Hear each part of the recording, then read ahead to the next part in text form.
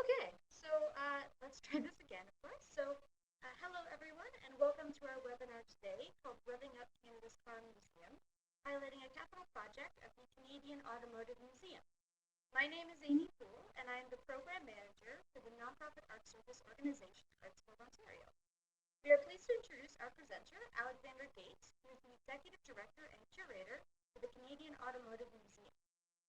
This is the 8th webinar in our Creative Spaces webinar series, a series which highlights several creative space capital projects from our case study series. We appreciate everyone's attendance today, particularly during this uncertain time. We look forward to engaging with you today as our presenter takes us through the story of the Canadian Automotive Museum's capital project.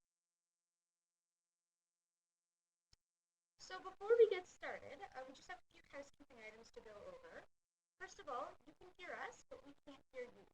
Your microphones have been disabled for this webinar, but you can use your speakers or headphones to listen in. You can adjust the sound by clicking on the speaker icon at the top of the meeting. So as a quick test, can everyone please type in a quick yes or no in the chat box if they can hear clearly? I believe that for the most part, people can. But if there's any issues, please let me know and we'll continue to troubleshoot as we go. So we will be recording this session and it will be emailed to you along with the PowerPoint presentation following the webinar. So please keep an eye out for that email as well. And lastly, we will have roughly 10 minutes at the end of the presentation to answer any questions. So please use the chat box on the bottom right to type in your questions and we will get to as many as possible in our time span. So just to kind of give a brief introduction, if you're new to this case study series or have not heard of us before, ArtsBuild Ontario is a nonprofit arts organization which offers programs and learning opportunities related to the building, managing, and financing of sustainable creative spaces across Ontario. The Creative Spaces Case Study Series covers the creative space projects of 19 organizations across Ontario. Capital projects range from major and minor renovations to new builds entirely. 19 case studies from organizations such as the Tet Centre in Kingston, the Dundas Museum and Archives in Dundas, the Lighthouse Festival Theatre in Port Dover, and more are readily accessible on ArtsBuild Ontario's website in both English and French. All case studies are available online on our webpage shown at the bottom of the slide, along with the complete best practices summary which collects data from these 19 case studies. To support the Creative Spaces Case Study Series, this webinar series includes 9 webinars that highlight various creative space capital projects from our list of 19 creative space projects. Each webinar is led by arts leaders who were involved in many or all aspects of their respective capital project. Previous webinars featured the Ottawa Art Gallery, Idea Exchange, the Dundas Museum and Archives, Carousel Players, and many more.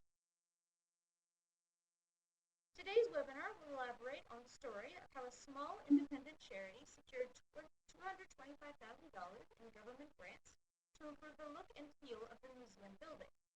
In this webinar, Alexander Gates will discuss the multi-year process of fundraising and community engagement that went into the transformation of the Canadian Automotive Museum.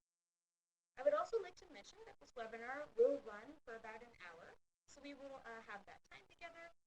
Following this introduction, I will then hand it over to our presenter. And as a kind reminder, after the presentation, there will be about 10 minutes for questions, discussion, and our wrap-up. Please feel free to type in your questions in the bottom right of the screen, and we will answer as many questions as we can towards the end. So with that, I am pleased to introduce our presenter, Alexander Gates, who has been Executive Director and Curator of the Canadian Automotive Museum since 2014. A graduate of Drake University, he began his career as Executive Director of the North Area Historical Museum in Paloma, Michigan, where he is still an honorary citizen. He currently serves on the board of the Ontario Museums Association, and he is an advocate for heritage funding in the province. With that, I'd like to turn the mic to him and let him lead you through our session.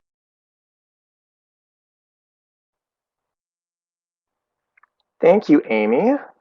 Can everyone hear me? I guess I'll do a quick sound check as well. I also can speak very loud if necessary. To see if whoever responds first wins a prize. Okay, good. Thank you.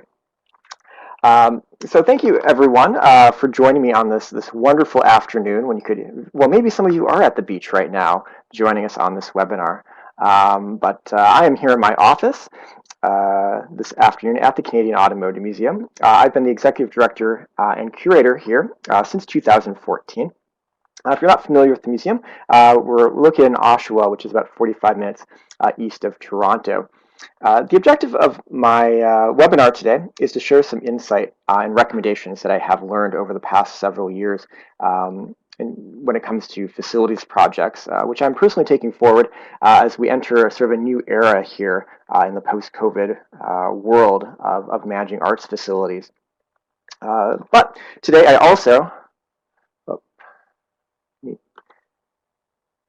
want us to have a lot of fun. So yes, I just made a Soviet Union car joke. You probably didn't expect that, but I think jumping into capital projects during COVID-19, there's probably going to be a lot of things that none of us expected getting into this.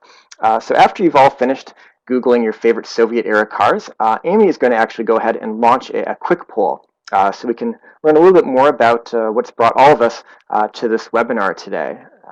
So Amy, if you want to go ahead and launch that.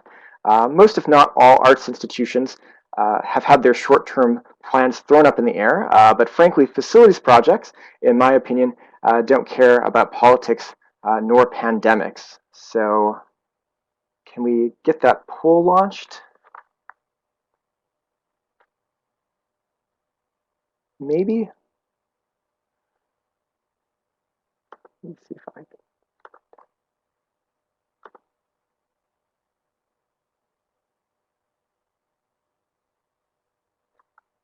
Amy, are you there?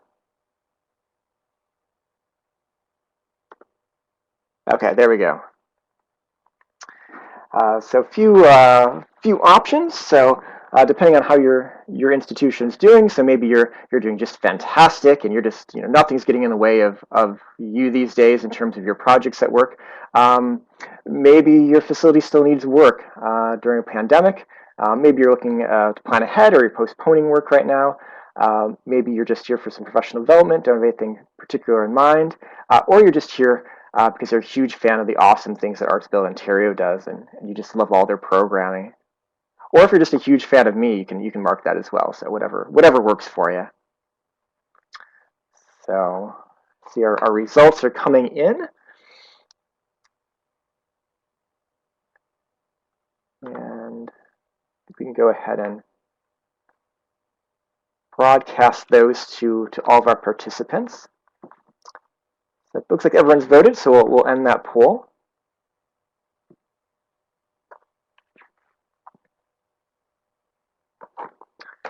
It looks about half of us have facilities that need repairs regardless of this global pandemic right now, which is interesting. It doesn't look like anyone's moving ahead with pre-existing plans regardless of what's happening. So it looks like this has really thrown all of us today for a bit of a loop. And we do have a few fans of ArtsBuild Ontario as well, which is always exciting. So, okay. So we'll minimize that. Thank you, Amy. And gone through that. So I'll launch a second quick poll. I'm going to be talking about my personal situation here at the museum. We are an independent not-for-profit charity, but I'm curious on what types of other organizations you're working for here today, as everyone's jurisdiction is a little bit different, and your funding and operations are going to be a little bit different depending on the level of government interaction. So we'll go ahead and we'll launch the second poll.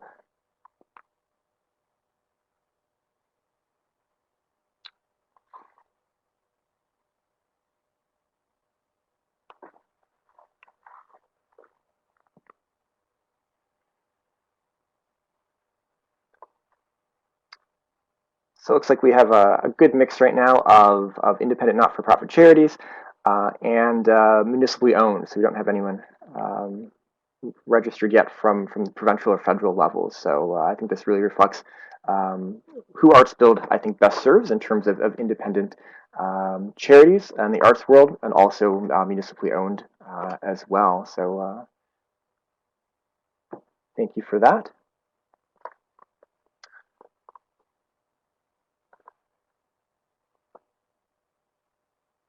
Perfect. So one of the things I've learned working with ArtsBuild over the years is that everyone's story and facility is really unique. So my case study is, of course, available in English and French on the ArtsBuild website. But I'm going to continue this afternoon with some context and high-level overview of my facilities projects over the last several years, really starting around 2016. So the Canadian Automotive Museum opened in its current location in downtown Oshawa back in 1963, in a building that was actually formerly a pharmaceutical factory. And originally before that had been a Chevrolet car dealership back as early as the 1920s. In the mid-1960s, it's estimated that half of all of the cars on the road in Canada were built at General Motors of Canada here in Oshawa. So this was the most logical place in the country to build an automotive museum at the time. A group of local business leaders, along with the Chamber of Commerce, created the Canadian Automotive Museum with a mission to preserve and share the history of the automobile in Canada, which all things considered wasn't actually that long at the time, only dating back around 65 years. So everything at that point was really within living memory.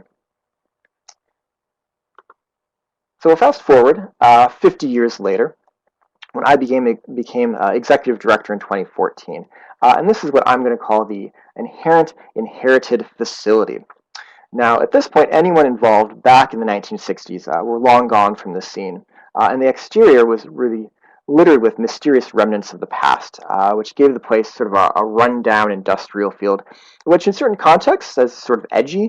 So if we're thinking about opening a coffee shop in Toronto, it might be really edgy, if we have this kind of raw exterior to the building.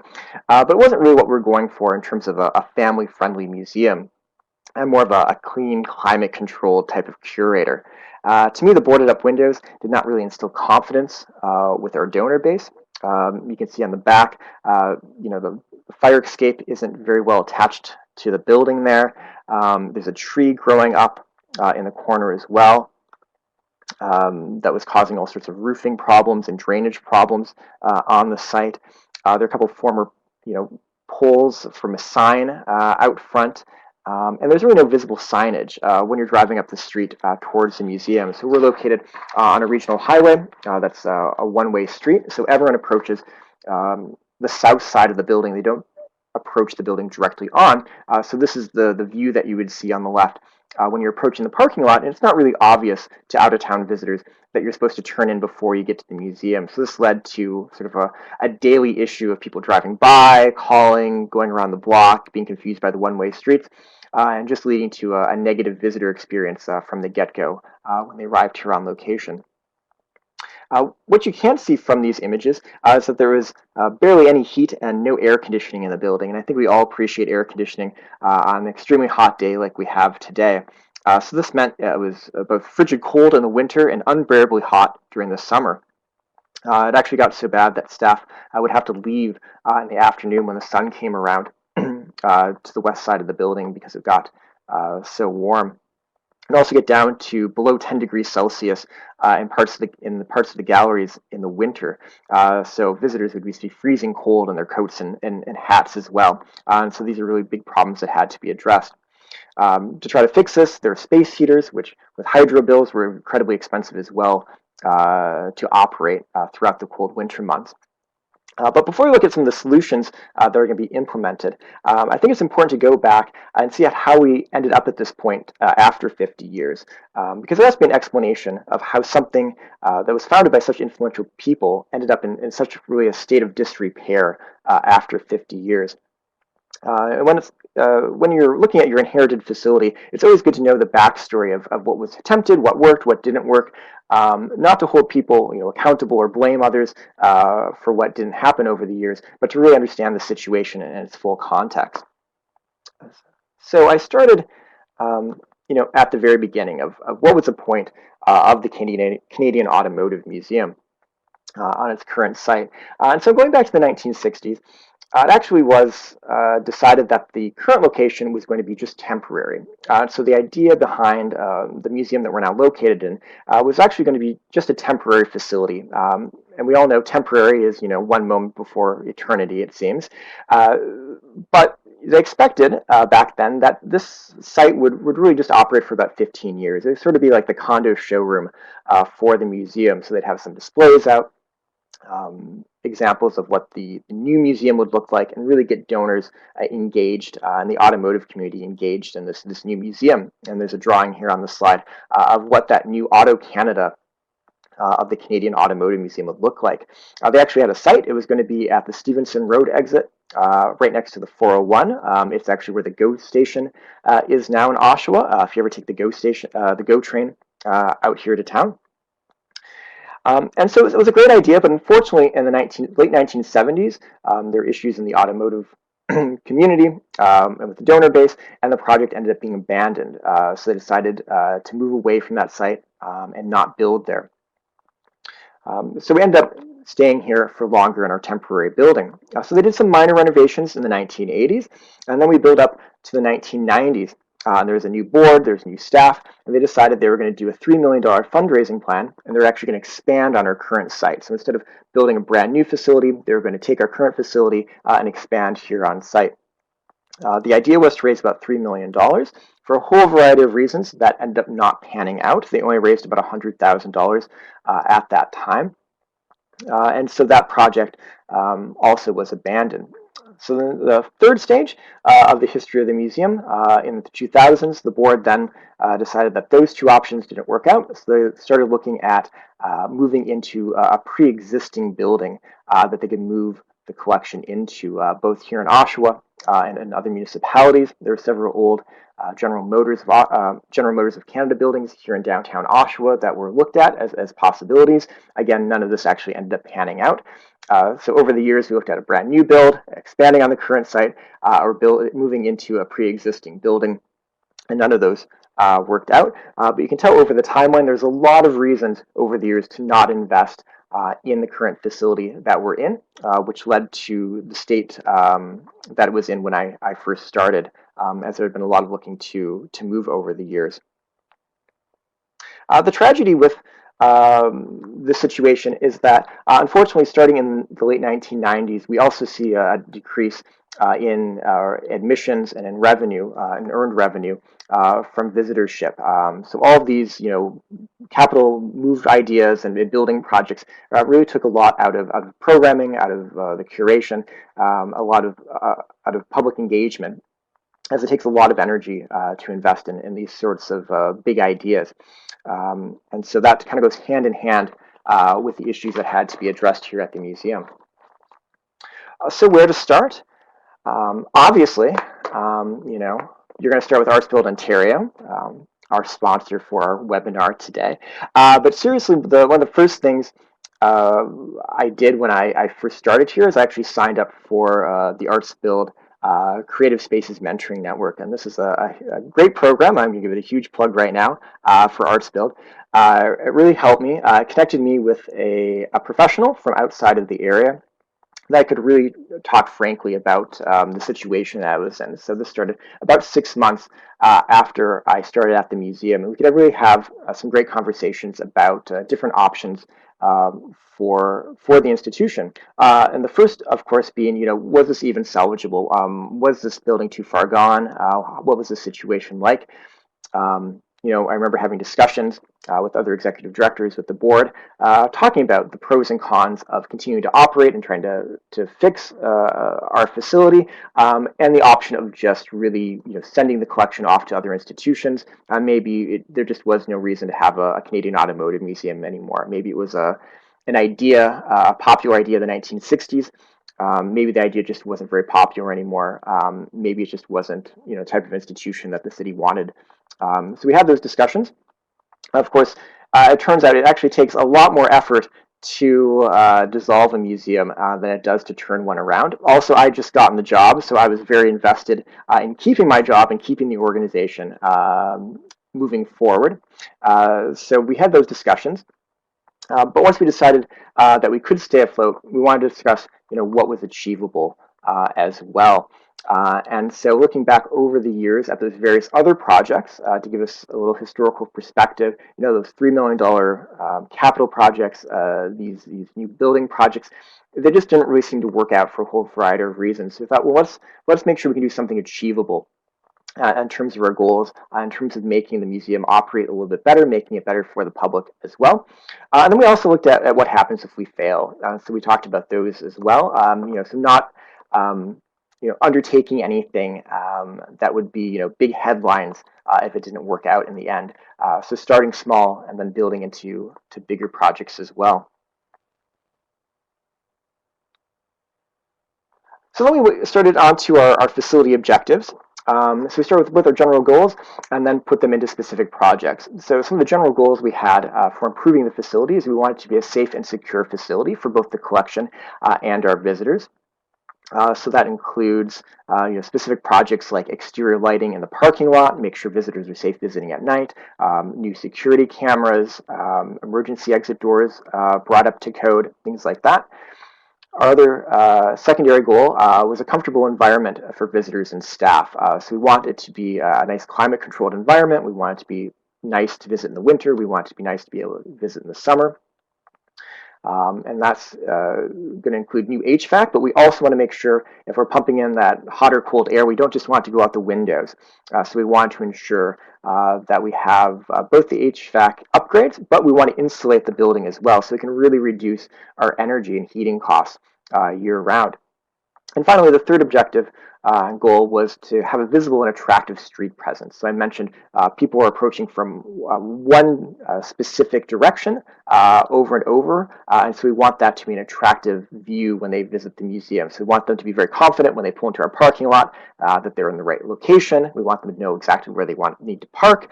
We want them to know where the front door is. We want that entire visitor experience to be really seamless from the time they pull off the 401 into Oshawa and come to our museum.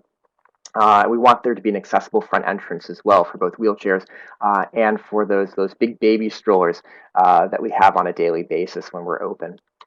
And we also want to improve the exterior with cladding, cover up those old boarded up windows and so forth. So that's some objectives. And then coincidentally, there was some money available. So funding that we did back looking 2015, 2016 was a little different than what we're looking forward to for 2020, 2021. But the same ideas will apply. So at the time, there was some funding available from FedDev through the Canada 150 Fund. I know many of you probably took advantage of some of those programs through Canada 150, and it feels like, shoot, we're going to have to wait another 50 years again for these projects, to come online. But there are other projects and other capital funds that are coming available from time to time from different levels of government. So we thought, this is a great time. We're looking to revitalize, rev up the museum. Canada 150 is a great objective, so let's just jump on this right now. So this gave us sort of that boost we needed to jump in. We're also looking for projects that would successfully build confidence. So on the previous slide, I looked at all those different little bits and pieces of upgrades that we needed for the institution. And a lot of those could be done sort of independently of each other. So we can kind of build from one piece to another, keep the public informed, and build confidence with our board, volunteers, and members of what we're doing. We also decided, during this time, if you can't do a $250,000 project, we definitely can't do a $25 million new museum facility. So if we want to do that, say 15, 20 years from now, that's a great goal to have. You know what, I'm young enough, I could see that happen, 20 years down the line in my career, I could build this brand new museum, but it's certainly not happening today, it's not happening next year. We really need to know how, as an organization, as a board, as staff, we're going to undertake these projects successfully and build the trust and build that relationship with our community. So those are the discussions that we're having. So we got the grants out. And one quick tip that I learned from my Member of Parliament is that particularly with these one-time funding programs, they're often undersubscribed due to short application periods and limited publicity. I've heard this from a number of funders over the years. And with the Canada 150 program, when I applied, it was actually under the Harper government, and so there's an election coming up, and so they're trying to get a lot of money out to a lot of communities very quickly. And so our MP called after we had applied and told us to put in actually a secondary application for a secondary project. So we actually applied for one grant to do exterior work to redo the facade on the building, so that included new front doors, um, the lighting, the cladding, insulation, all that sort of stuff. And then we actually put in a secondary grant for just the HVAC, which was a separate project technically from the first one. So we actually had two projects going on at the same time, and they're actually both successful. And combined, they came to about 117.5 for that. And then we went to the Ontario Trillium Foundation, and they matched 90% of our first grant for the cladding, and we actually received another $20,000 for the facade project and HVAC project from the city of Oshawa through a downtown development specific fund as well. And that's how we get to our most of our public funding, around $210,000, and the rest came from private donors and from museum reserves, which is good to have. So the next thing we got to was who's really on our team when we're looking at doing these projects. So it's one thing to write grants, it's one thing to do these capital projects, but there's a lot of little pieces that I didn't realize when I got into this 5 years ago. So we looked at our team and our volunteers, and there's a lot of things that we could do on our own without needing contractors. So our volunteers are great with demolition. For example, there is actually a lot of debris with facility projects. This is something I greatly underestimated. So they're great with filling bins with debris. My team is great with painting. They're great with cleaning things up. And there's a lot of these small things that they're able to do at the same time we're doing these larger capital investments as well, so that the visitors, who might not see, behind the scenes, that the new furnace is being installed, but they can see that the front doors were repainted. They can see that different things are happening throughout the museum. So we made sure to match these sort of visitor experience upgrades at the same time that we're doing these capital upgrades as well at the museum.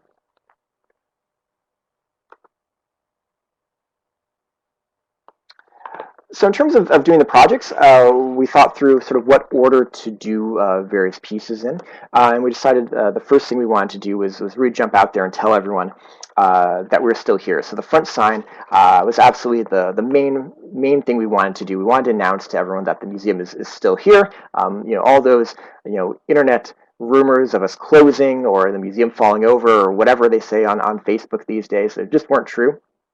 So we went ahead and got a new flashy sign, which is really exciting to have installed on the corner of the museum. And we specifically wanted it on the corner because, again, people are driving north along the street, and that's the corner they're going to see it. And you can actually see it all the way at the next stoplight south of the museum. So when you're approaching, you're going to be at the stoplight. You can definitely see that the museum is there. Now, Canadian Automotive Museum, unfortunately, is a bit long to spell out. But you know what? If you're looking for a museum, we decided that's what we are. That's definitely what they want to see instead of Canadian or Automotive. So we played around with the design, and we were very lucky that we had a private donor who stepped up and personally sponsored this because they really wanted to see the museum move forward. So we actually ended up being able to take it out of our main capital budget for the grants and just have an individual pay for it, which was absolutely fantastic. We then moved to the front door. So the second thing we did in terms of our priority list is we really prioritized having a safe and secure front door. Now the museum back in the 60s had this old wooden door. It's quite charming, but it's absolutely a nightmare in terms of accessibility, in terms of securing it. It was quite rotten. You can't really see it from here, but there's somewhat of an inch gap under the bottom of it. So I think a chipmunk could probably walk right through it if it wanted to. And it was in absolutely terrible shape. And so we had to get rid of that. And so we ended up, as our first priority, putting in an accessible push button door, bringing the museum up to code in order for our visitors to safely access the museum. And this is something that every single person coming to the door immediately recognized that changes were happening and that the museum was being improved. So the main nightmare of the project, of course, is going to be the exterior cladding. Theoretically, it should be quite simple. You put these, metal strapping pieces on the exterior walls. You put insulation in there. You put the cladding over it. Done, done, done. Unfortunately, we ran into another tip that I need to share is that these facility projects end up unfortunately happening over winter. So the nature of the grant cycle here in Ontario is that the government fiscal year starts in April, and then they review over the summer, and they announce the grants in the fall. And so our window for really doing these facilities projects is November through March. And so we end up having to do most of this exterior work in January and February, which was quite cold, it's quite snowy, and so we actually ended up having extra expenses in terms of removing snow, shoveling every day so they could access the work area. So in an ideal world, we wouldn't have to do that. We would do all of our projects, say in September. But also, as a small not-for-profit charity, we're very low on the priority list, we find out, for contractors. So they sort of do this type of work in the off season for our small budget projects. So we tried to do the best we could, but it was definitely a challenge that I did not anticipate. When I was writing that grant in April, that we would jump into um, all the snow. You can see the snow starting to happen in this photo as well.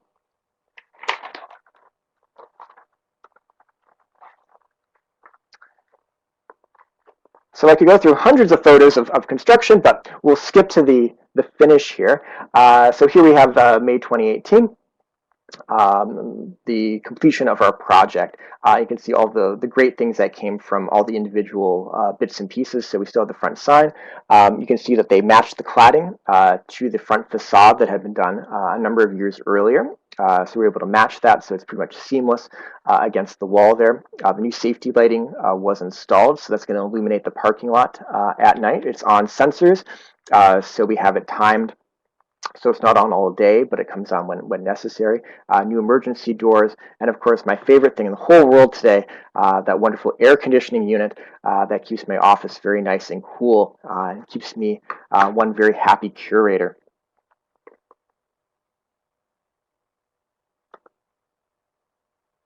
So here's a few more before and after.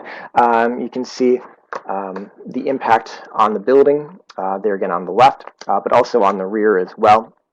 So we actually refurbished. We actually took out the fire escape, and they actually fixed it up and reshaped it, and then reinstalled it on there.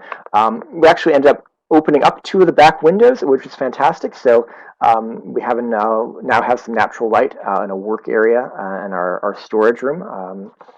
And I think it really just cleaned up the building and got rid of, sort of the abandoned, boarded up feeling that we had there before. Even though not many people go in the back of the building, when we do have car shows or we do have large events, we do have people parking back there. So we want to instill confidence in them, no matter which direction they're approaching the museum from.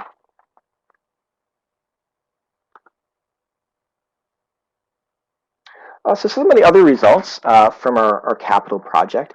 The thing that we're most excited about is that attendance actually increased 38% between 2017 and 2018.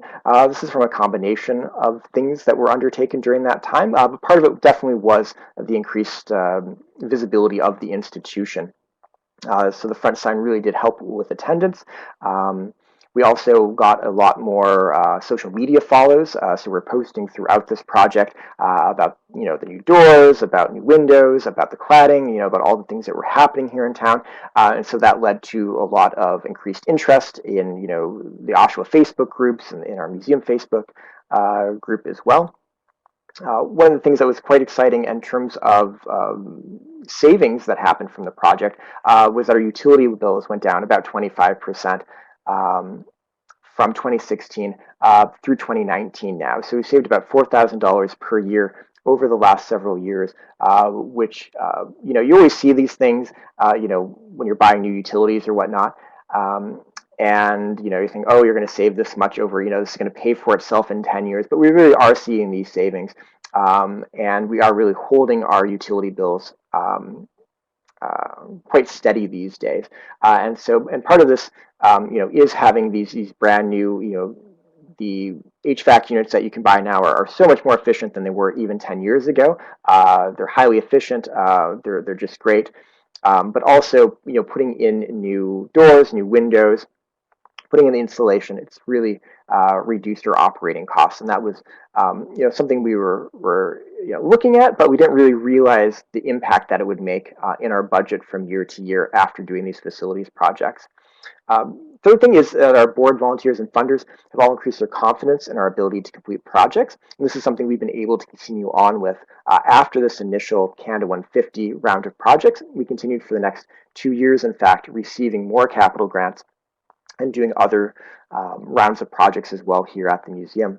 And finally, we also did attract new members and donors. So more people are getting involved or building their confidence. Remember, the museum has been around for over 50 years, so there are members of the community who remember these other, failed projects and major fundraisers that had been attempted. And so by building confidence, we can bring them back into the fold and promise them that if they want to be more engaged, if they want to donate to future projects, we're really going to get them achieved, and we're going to achieve them in a specific timeline. So it's not going to go on for 10, 20 years until we have a result. We're going to continue to show those results on a regular basis.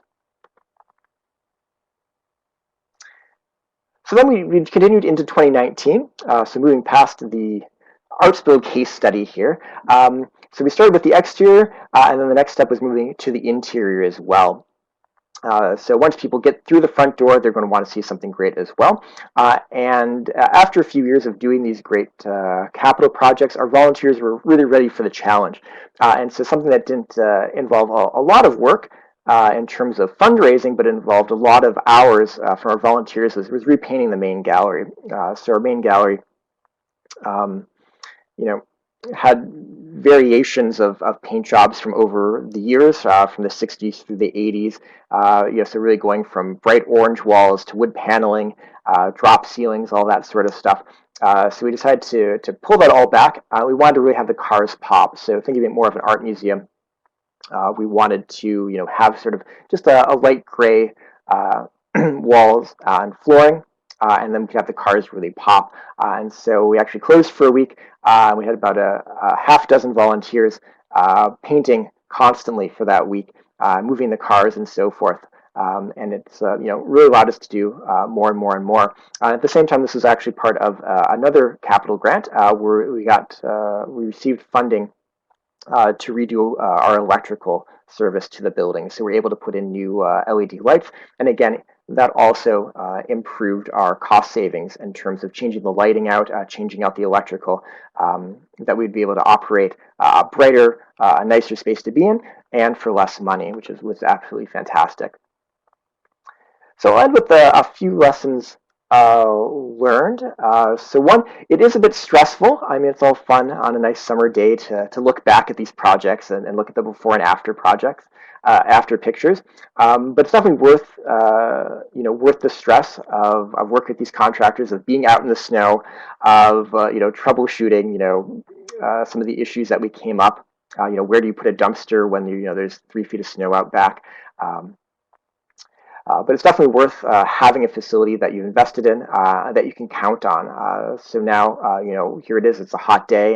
We can absolutely count on our HVAC units. We can count on the facility, being able to operate when we reopen after COVID here. Another thing we learned is that the contractor's quotes may not actually be the total cost of the project. So I was a bit of an amateur when I jumped into this.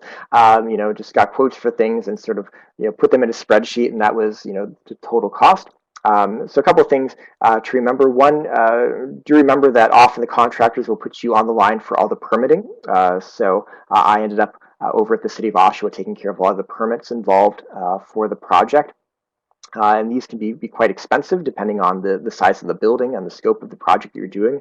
All that is public information, so you can certainly check into that at any time at your municipality just to get an idea of what that's going to be, or if there's a permit at all involved. Again, one of the things to take forward is always ask first. Eventually, you'll have to do all this paperwork, so you might as well know what you're getting into before you jump into the project. And the second being, look at the waste removal that's going to be involved. So we actually had 6 dumpster rentals involved in our project, which I didn't really imagine, but the contractors, sort of specifically left that out of the quote. And so this can be anything from leftover insulation, cardboard boxes that supplies come in, plastic wrap from this, that, and the other thing. So it turns into a lot of waste. And it can be quite large pieces and parts, so more than you can just put out on the curb. And so one of the things we had to do as well is make sure that the site is looking good. We couldn't have plastic bags, flying around, going into the neighboring properties and so forth. So we had a great team of volunteers who helped with that. Everyone likes filling a dumpster, apparently, so we were able to take care of that as well. Also, make sure that you have contractors that you're good to work with. I think this is very important for small arts organizations. One of the things I mentioned before is that you sort of end up working on their schedule. We're not, a billion-dollar condo project or whatnot in downtown Toronto here. And I've talked to other arts facilities, libraries, and so forth who have had this issue. You can get the lowest quote, but perhaps that contractor, might not be the easiest to schedule. So you're going to need someone who's quite responsive, someone who understands your facility. We really needed someone that understood that we wanted to remain open during the construction. So we still need to have parking spots available for staff and visitors. We still need to have people walking through the gallery. And so if we have to disconnect the power or something like that, we really need to know exactly when it's going to happen. And so that's something with the cladding, for example. There's an electrical connection to the building from the street. So in order for them to work around that safely, we had to call the PUC, have that disconnected, turn off all the power to our building, which takes a little bit of time and effort. But the first time we did that, they called, texted me in the morning and said, "Oh, we're not good today. Again, the weather is not good where they are. So can we just reschedule?" Well, it's a whole lot of phone calls. So you want to make sure you have good communication. Luckily, they did tell me, so we were able to schedule it, and it all went fine. But you want to have great communication with those folks. So keep that in mind. You're going to be working with them perhaps over several months. So you want to have a good working relationship and not save $50 here or there when it can cause a whole lot of headaches. And finally, celebrate accomplishments. I'm a big fan of parties. After this, I think Amy's going to take us all out for coffee. If you're in the Kitchener-Waterloo area, or if you're in Oshawa, I'll take you out for coffee. See, that's the problem with these webinars. We can't go out and celebrate a great webinar done, right? But you never know when a global pandemic may hit, it turns out. So luckily, we had the best of luck with my last reception that I had for our donors and supporters was in March, right before we ended up shutting down. So we got our big donor event in, luckily, in early March before all this hit. Hopefully, it will all resolve itself by the time we get to our next one next March. But especially in these days, find ways of celebrating, of showing off the work you're doing, and bringing people together. And that's one of the things when we're looking at the projects, celebrating at various points, because things inevitably are never ever quite finished at your site. Running an arts facility, there's always more to do. There's always new things happening. So just make sure to pause, have events, celebrate whatever has gotten done. Always remember, the public has no idea what you didn't do. They can see what you did do, but they'll never know what those big pie in the sky dreams you had. They don't know what went wrong or what happened during your facilities project, but they're going to be very happy when they come in and see what you've done. So speaking of COVID-19, I thought we'd bring it back, make sure you're all still awake, and have one final poll, because I think one of the things we're all curious about is what everyone's thinking in terms of capital projects, and where do you think that money is going to come from over the next 3 years? Are we thinking there's going to be budget cuts? Are we thinking there might be some big stimulus money coming from the government? Often, in terms of recessions, particularly the federal government likes to throw big money at road work, at new buildings. Or do you think things will just sort of be in the same in the next few years? Perhaps things like the OTF Capital Fund. There's money there. The provincial government seems to just let it roll from year to year. What do y'all think? And then we'll save this webinar, and then 5 years from now we'll come back and we'll look at it and we'll see who is correct.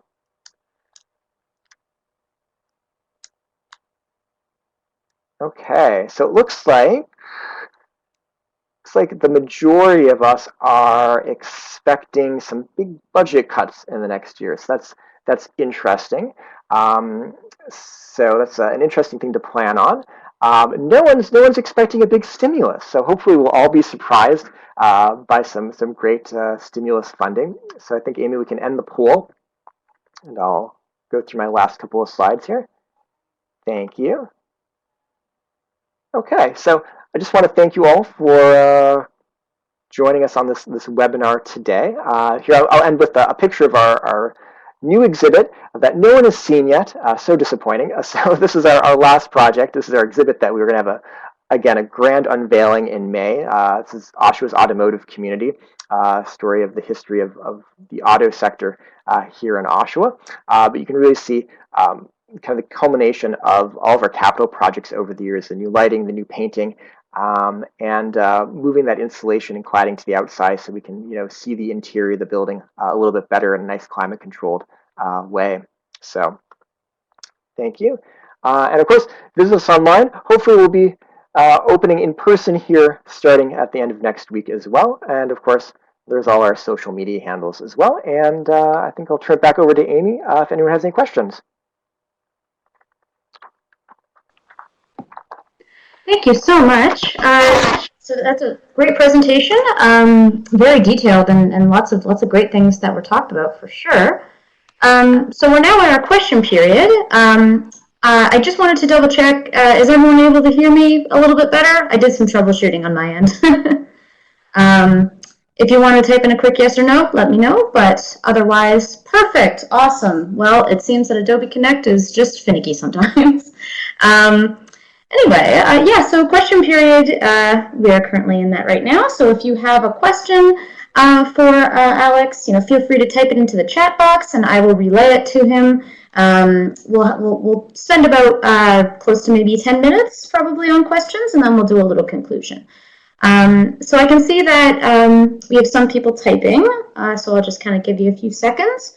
If not, I actually do have a quick question myself. So yeah. Okay, well, just to give people some time to type, maybe I'll if it's okay, maybe I could start off just with something that I was really interested in.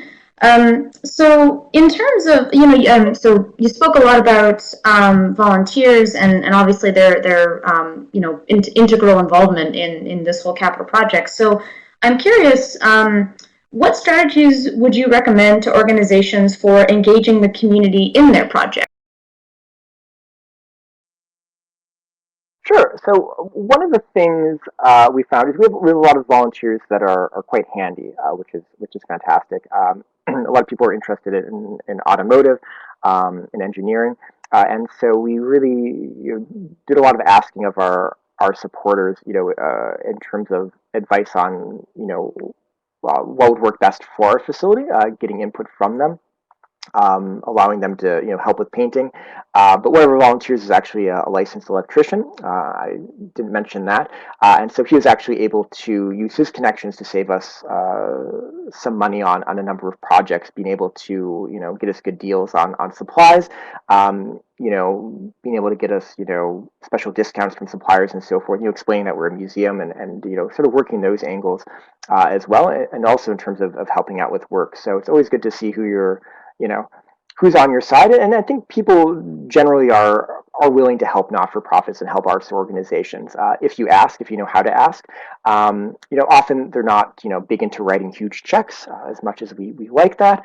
But we did have another good example is there's a local equipment rental company, and so they donated the cost of renting the lift trucks for getting up there for an electrician to install those exterior lights on the outside of the building. You're going to need one of those scissor jacks that you see at construction sites, and so just ask nicely enough. So it doesn't really cost them any money. Of course, you're doing it during the winter, so there's not a lot of high demand for rental of construction equipment, and so they generously donated that. And so again, there are ways you can sort of get some great in-kind things from using your volunteer connections. Thank you very much. That's great. We did have a question from Terry Barna with KWMP. So they asked, what role did the municipal government?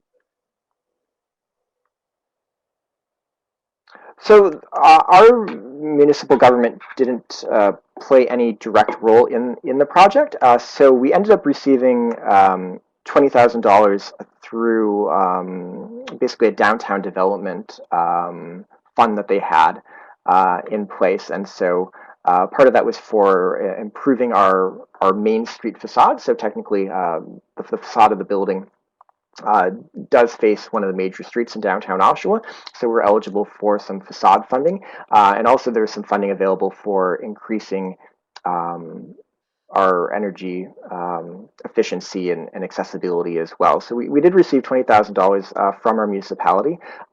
We receive only about 2% of our operating budget from the city. One of the things that kind of goes hand in hand when they're looking for new facilities is that generally over the last several councils, they've been quite concerned at reducing taxes and cost efficiencies. So our discussions with City Council were that they weren't really in a political position to do any major funding. So the funding really came from those provincial and federal levels. So and again, those situations are really dependent on your own municipality and in your council. And if we had that same discussion, I would say, this year or next year, obviously everyone's budget's in a different place as well. But that's where we were back in 2015 here. For sure. Thank you so much. We also have a question from Karen. So she asks, who was involved in the audit process of prioritizing what had to be done, and how much was the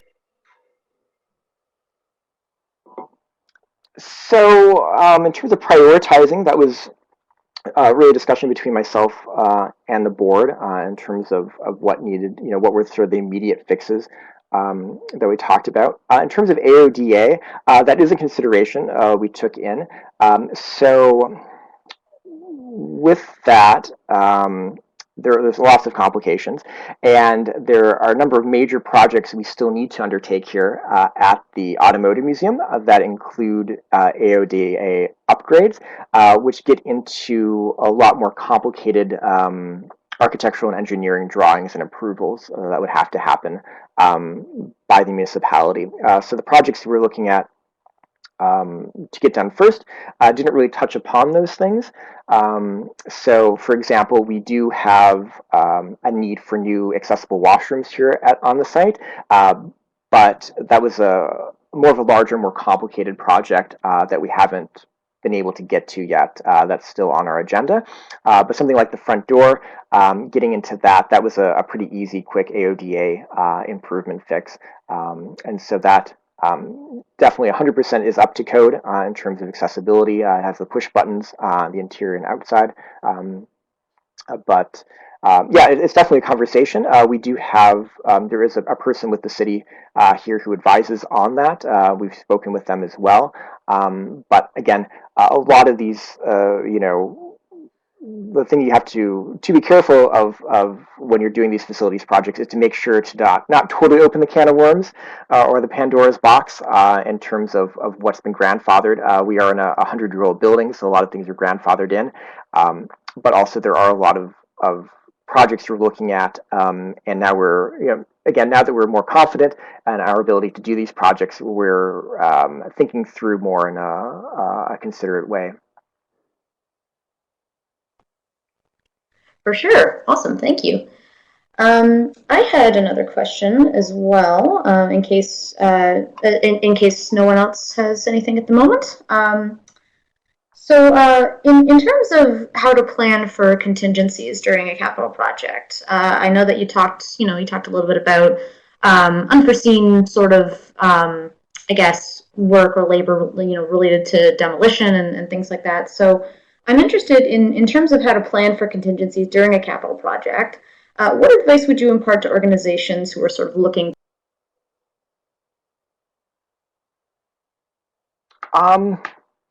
Well, don't be afraid.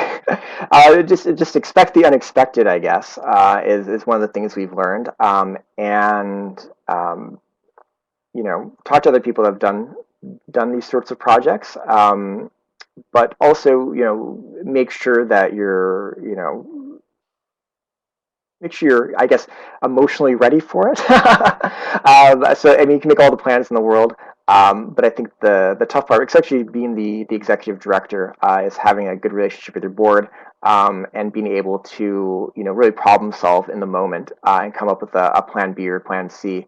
Or D, E, F, whatever works for you, when you get to these things. As everyone I've ever talked to who's done a capital project, everything goes a different direction once you start getting into it. So just making sure as much as you can what you're getting into, and have a way of troubleshooting things. And so that's a good discussion to have with your board, for example, or whatever your municipality or whatever your governing authority is.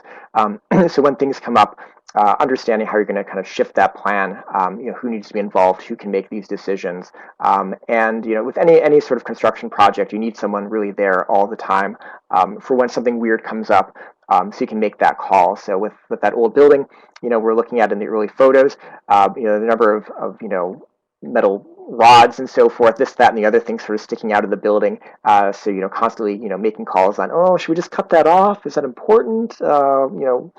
Is that a 1920s phone line? Just try to figure out whatever comes up, who can make the call on certain things so that the project can keep moving forward. Thank you. Yeah, for sure. That's all very important to keep in mind, for sure. We have another question from Terry Barna, who asks, did your board of directors change during this process? And if so, how did you ensure buy-in as well as limit new creative suggestions? The board did change a bit, so we had a number of board members leave, and come on board at the same time. Not completely related to these projects by any means, but we did see a lot of organizational change as well while these projects were ongoing. In terms of, I think new creative suggestions, I think it's pretty well laid out. I mean, the great part about the federal grants is it's very well itemized.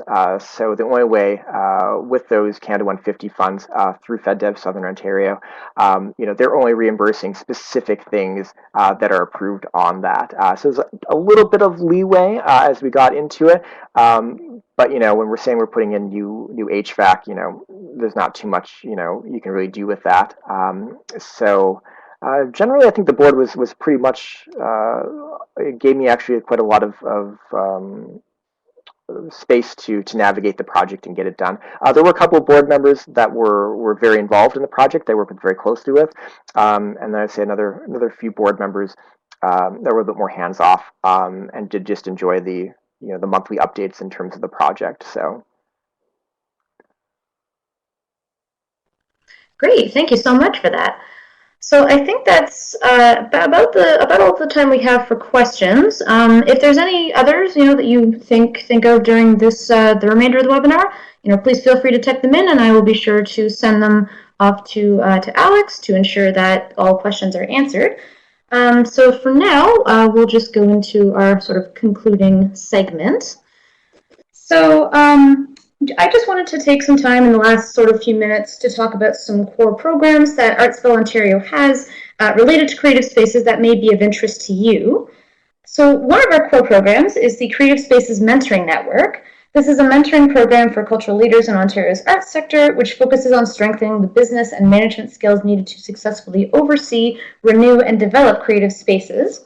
The program pairs mentees with a mentor who is an experienced professional in the arts sector. And ArtsBuild Ontario will provide additional training materials and learning opportunities to participants as well.